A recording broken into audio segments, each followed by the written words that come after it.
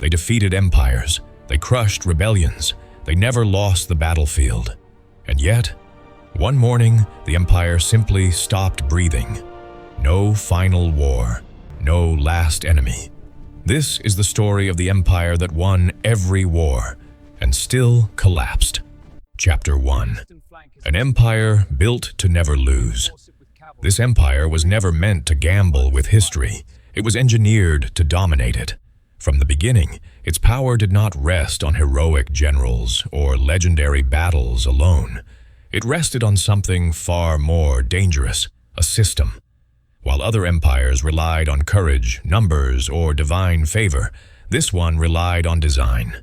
Every road, every tax, every soldier, every order existed for a single purpose: to make defeat impossible.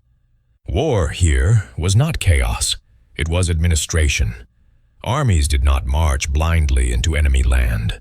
They followed routes planned decades in advance, supplied by warehouses that never slept, protected by laws that punished failure more than the enemy ever could. Soldiers were not just fighters. They were components in a machine that measured time, distance, and human endurance with cold precision. Victory was not hoped for. It was calculated. At the heart of this system stood discipline, not the kind born from fear alone, but from inevitability.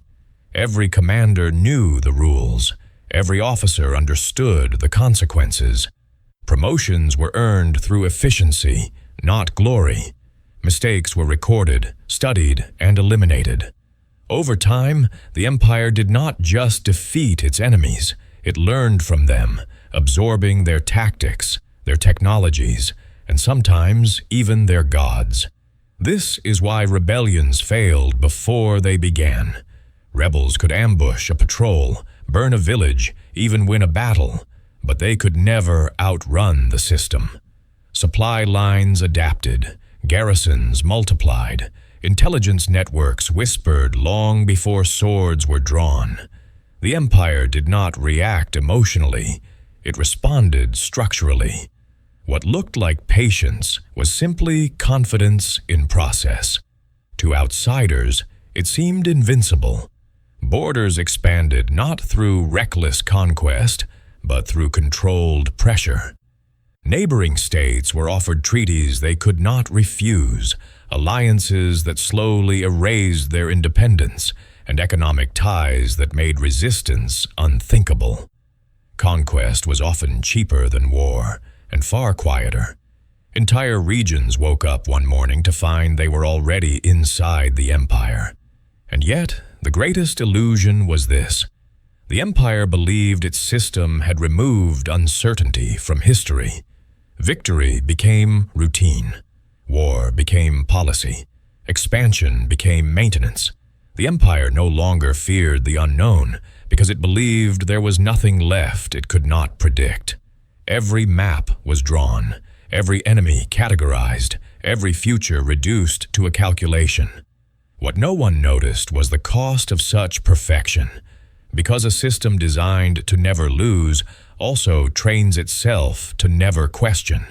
It rewards obedience over imagination, stability over truth, order over meaning. As long as the machine worked, no one asked why it existed in the first place. The empire stood taller than ever, stronger, richer, undefeated. But beneath its flawless structure, something fragile had begun to form.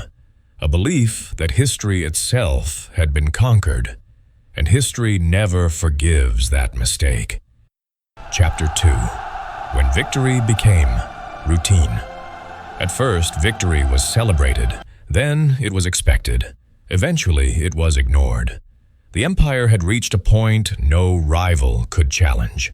Battles were won before they were fought, not through courage or sacrifice, but through superior preparation and overwhelming certainty. Generals no longer spoke of if they would win, only how quickly. War had lost its danger, and with that, it lost its meaning. When triumph becomes routine, it no longer sharpens an empire. It dulls it. Soldiers marched into campaigns whose causes they barely understood. They fought not for survival, nor even for glory, but for procedure. Orders arrived, banners were raised, formations advanced, and victory followed, predictable and clean on official reports. The empire recorded success in numbers and maps, but failed to notice the quiet erosion of purpose in the ranks. The political class understood this routine and exploited it. Wars became convenient tools, used to redirect unrest, silence critics, or justify new taxes. A distant frontier conflict was cheaper than reform at home. As long as victories continued, no one asked uncomfortable questions. The empire mistook motion for progress, expansion for stability. And so the wars kept coming. Each victory required another garrison, another administrator, another layer of bureaucracy. Territories multiplied faster than loyalty. Borders stretched not because they needed to, but because they could. The empire was expanding to maintain momentum, not vision. Winning had become maintenance work. Inside the military, something more dangerous took root: complacency. Commanders stopped challenging assumptions. Success bred imitation, not innovation. The same tactics were reused because they had always worked. Intelligence reports were filtered to confirm expectations, not to challenge them. When warnings appeared, logistical strain, cultural resistance, economic fatigue, they were dismissed as temporary noise. After all, the empire had won before. It would win again. Fear, once the empire's greatest ally, quietly disappeared. There was no fear of defeat, no fear of consequence, no fear of collapse. Without fear, discipline became ritual. Loyalty became performance. Officers learned that obedience was safer than honesty, and silence more profitable than warning. The system rewarded those who preserved the illusion of control. The empire still looked unstoppable. Parades filled the capitals. Maps glowed with new colors. Official histories spoke of destiny and order. But behind the banners, the victories were growing hollow. Each conquest delivered less security, less wealth, less belief. The empire was winning wars that no longer solved problems, only delayed them. And perhaps most dangerously, the people noticed. Citizens no longer saw victories as proof of strength, but as distractions from rising taxes, corruption, and inequality.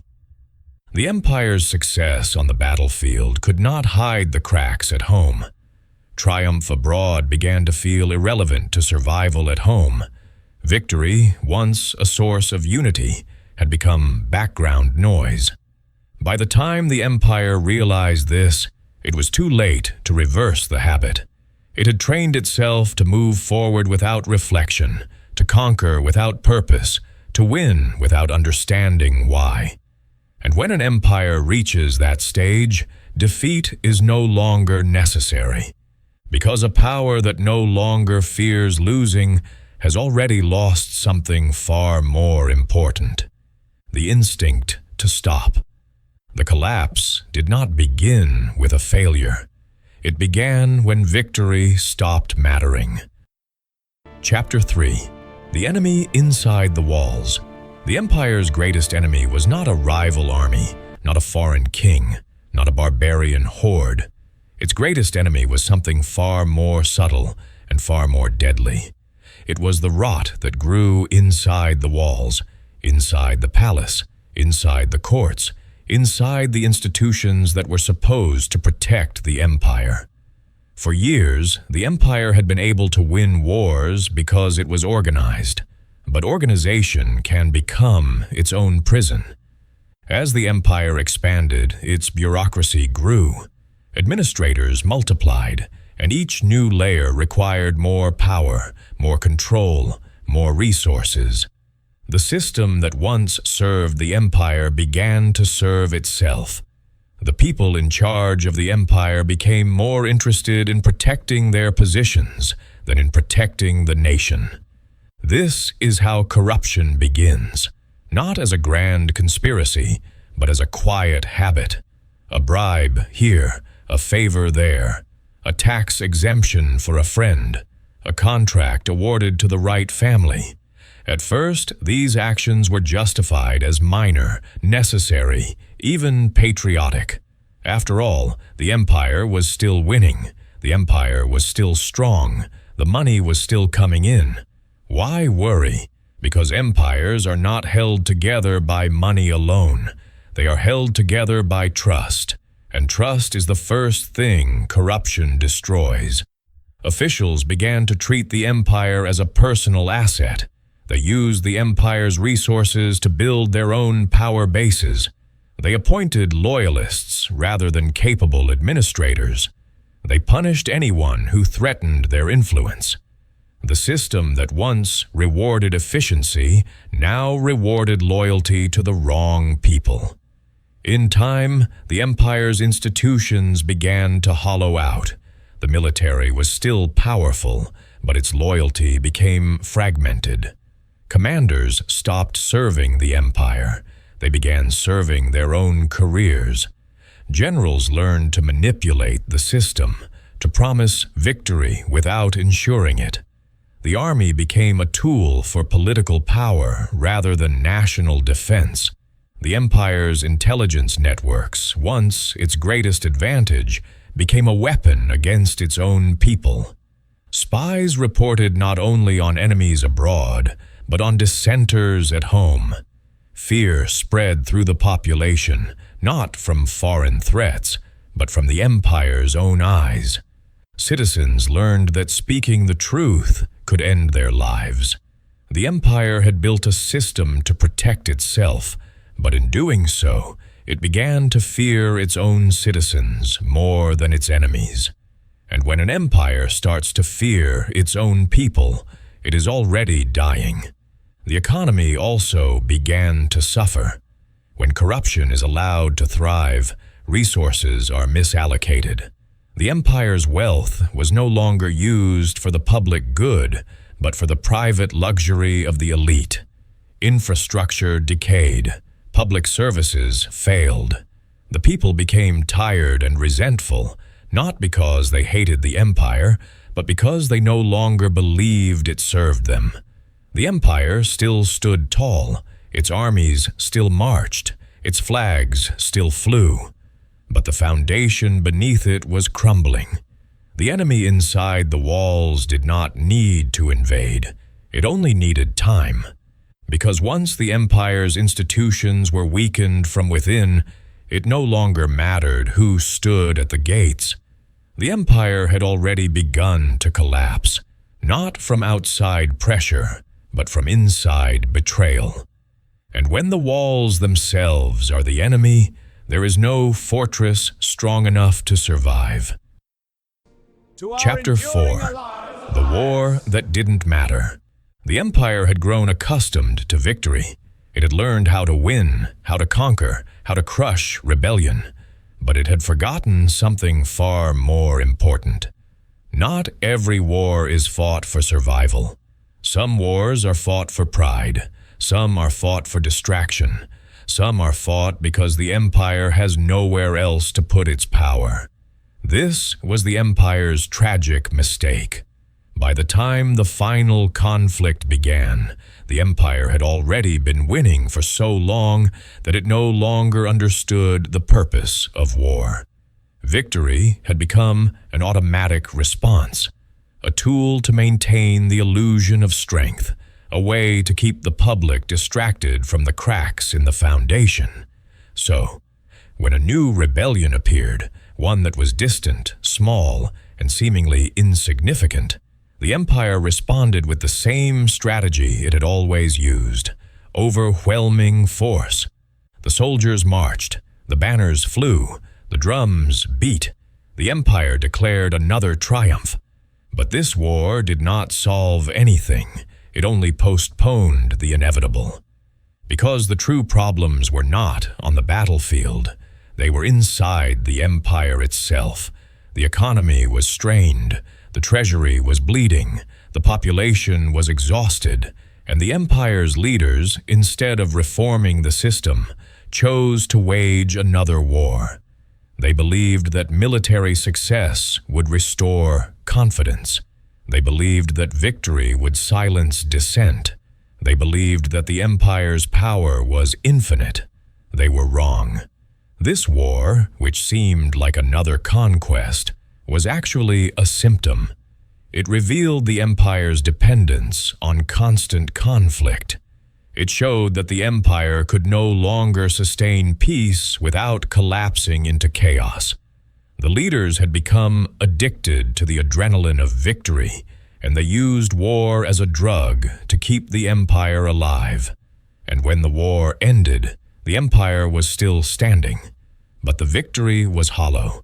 The empire had won territory, but lost legitimacy. The soldiers returned home, victorious, but empty. The people saw the war as a waste of resources, a theft of their future. They did not celebrate the triumph. They resented it. In the years that followed, the empire tried to repeat the same pattern. More wars, more victories, more speeches, more parades. But the empire's victories were no longer proof of strength. They were proof of desperation. Because each war required more resources than the last. Each conquest demanded more administration. Each victory increased the empire's size, but not its stability. The empire expanded into regions it could not control, with people who did not feel loyal. It gained land, but it lost cohesion. And in the end, the empire discovered the cruelest truth. Winning a war does not guarantee survival. The empire had won the battle, but it had lost the future. The war that didn't matter did not end with a decisive defeat. It ended with something far worse, a slow, silent surrender of purpose. The empire kept fighting because it did not know how to stop, and that was the beginning of its final collapse. Chapter 5. The day the empire forgot itself. Empires do not collapse in a single moment. They collapse in 1,000 quiet moments. The empire that had once been built to never lose had reached the end of its greatest victory, the belief that it was eternal. For centuries, the empire's identity had been tied to its power. Its people defined themselves through conquest, through the strength of its armies, through the vastness of its borders. The empire was not just a government, it was a story of inevitability, a story that everyone believed, because it had been proven true again and again. But stories can die, and when a story dies, an empire loses its soul. The day the empire forgot itself did not begin with a riot or a battle. It began with silence. In the capital, the halls were still filled with grand decorations. The banners still hung, the statues still stood. The empire still looked like an empire. But the people inside the walls no longer spoke the same language, not literally, but spiritually. The leaders spoke of victory. The soldiers spoke of duty. The merchants spoke of profit. The priests spoke of destiny. But no one spoke of purpose. The empire had become a machine that ran on inertia. It had survived on routine, on tradition, on habit. It had forgotten why it existed. It had forgotten what it was protecting. It had forgotten what it was willing to die for. And when an empire forgets its reason for existing, it becomes fragile, no matter how strong it looks. The young generation grew up in a world of comfort and fear. They were taught the empire's glory, but they were never taught its responsibility. They were raised to serve the state, but not to question it. They were trained to obey, but not to understand. So when the empire began to crumble, they did not know how to fight for it. The collapse was not sudden. It was a slow unraveling. Administrators abandoned their posts, soldiers deserted their banners. Provinces began to act independently. The empire's institutions, once its greatest strength, became its greatest weakness.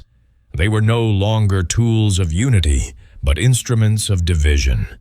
And in the end, the empire's greatest enemy did not storm the gates. It simply watched as the empire stopped caring. The people stopped believing that the empire was worth defending. They stopped believing that the empire was worth sacrificing for. They stopped believing that the empire had any future. The empire had become an empty word. When the final moment came, there was no grand battle. There was no heroic last stand.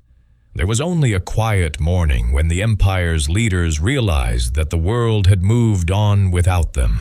The flags were still there. The walls were still there. The palaces were still there. But the empire was gone. It was not defeated. It was forgotten. The empire that had won every war did not fall because it was weak. It fell because it had lost its own story. And when history is finished with a story, it does not matter how powerful the characters once were. It only matters that the story ended. If you want more dark, cinematic history stories like this, subscribe to Midnight Empire and join us as we explore the empires that shaped the world.